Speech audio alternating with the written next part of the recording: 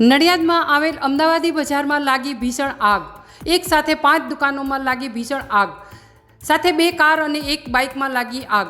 નડિયાદમાં આવેલ ભરચક વિસ્તાર અમદાવાદી બજારમાં આવેલ હરિદાસ હોસ્પિટલ સામે આવેલ દુકાનોમાં લાગી આગ। ઘટનાની જાણ થતાં નડિયાદ ફાયર બ્રિગેડની ટીમ ઘટના સ્થળે પહોંચી આગ લાગતા અફડાતફડીનો માહોલ સર્જાયો। દુકાનોમાં રાખેલ માલ સામાન બળીને થયો ખાખ। દુકાનો પાસે પાર્ક કરેલ 2 કાર અને 1 બાઇક આગની ઝપેટમાં આવતા બળીને થઈ ખાખ। સદનસીબે આગની ઘટનામાં કોઈ જાનહાની નહીં। પ્રાથમિક માહિતી અનુસાર આગ લાગવાનું કારણ શોર્ટ સર્કિટ જાણવા મળી રહ્યું છે। દુકાનો પરથી પસાર થતો કેબલ અચાનક તૂટી પડતા આગ લાગી હોવાની પ્રાથમિક માહિતી। અહેવાલ મુકેશ ચુનારા। સામેનો વિસ્તાર છે અને જૂનું પંજાબી કાપડ માર્કેટ છે।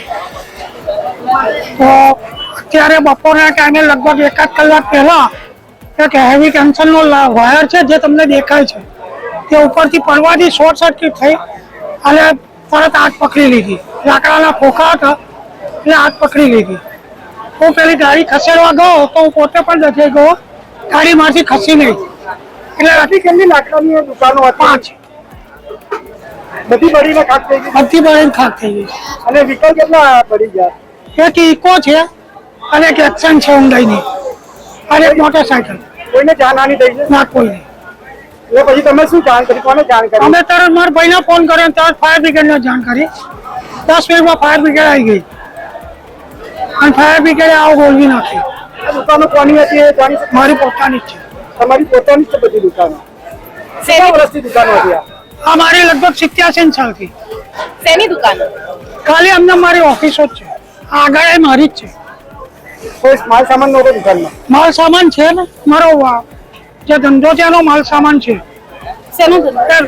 ગાડીઓ લેવે સ્પેર પાર્ટ ને બધું પડેલું છે, દેખાય છે। જી સર, આપનું નામ? Dikshit Patel, district fire officer, Kheda. આ જે ઘટના આટલી બની છે, ક્યાં બની છે, કેવી રીતે બની અને શું નુકસાન થયું છે?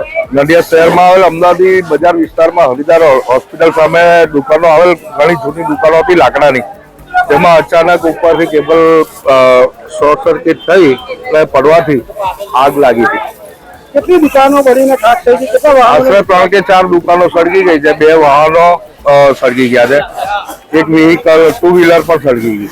કોઈ જાનહાની થઈ છે? ના, જાનહાની નથી થઈ। અને હાલ અત્યારે કેવી રીતે આગ પર નિયંત્રણ મેળવવામાં? આગ બિલકુલ કંટ્રોલમાં આવી ગઈ છે, ખાલી કુલિંગનું કામ કરવામાં આવી રહ્યું છે।